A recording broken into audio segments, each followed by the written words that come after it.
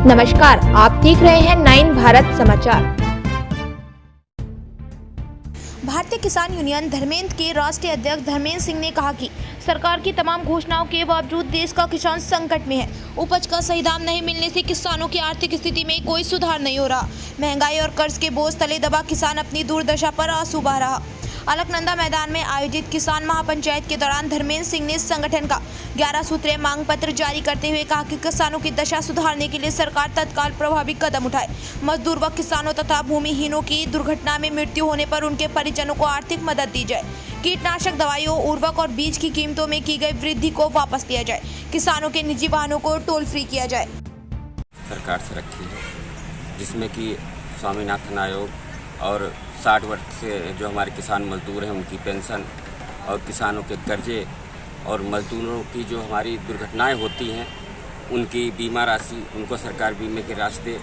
और सबसे बड़ा मुद्दा इस समय किसानों का जो अहम मुद्दा है, खाद की जो बोरी आ रही है, जैसे उसका वजन रोज़ घटता जा रहा, अभी वो 40-45 किलो की हो गई और रेट उसके आसमान पे जा रहे हैं और खाद की जो भर्ती है, जो भरा जा रहा है, वो कम किया जा रहा है।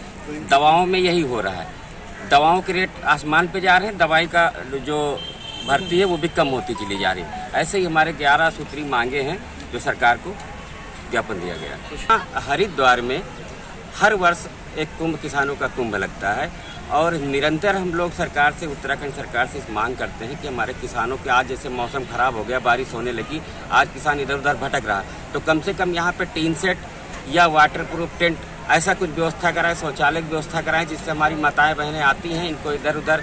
स्वच्छ भारत मिशन भी आप चला रहे हो और व्यवस्था भी आप गड़बड़ कर रहे हो। तो जब यहाँ पे कुंभ लगा तो कम से कम आपको यहाँ पे शौचालय की व्यवस्था करनी चाहिए थी। अगर आगे से ऐसा नहीं होता तो हम 2 महीने पहले से सरकार से इस चीज़ की मांग करेंगे, उसके बाद ही कुंभ यहाँ पे लगेगा। हमारी प्रदेश से भी मांगे रहती हैं और केंद्र से भी रहती हैं। तो प्रदेश की जो मांगे हैं वो हमारी थोड़ा सा जल्दी पूरी हो जाती है, लेकिन केंद्र की जो मांगे, कई मांगे हैं जो निरंतर किसान मांगता चला रहा है लेकिन सरकार के बिल्कुल संज्ञान नहीं ले रही। कई मांगे हैं जिस पर संज्ञान लेती है लेकिन जितना लेना चाहिए उतना नहीं लेती है, आधी अधूरी रह जाती हैं।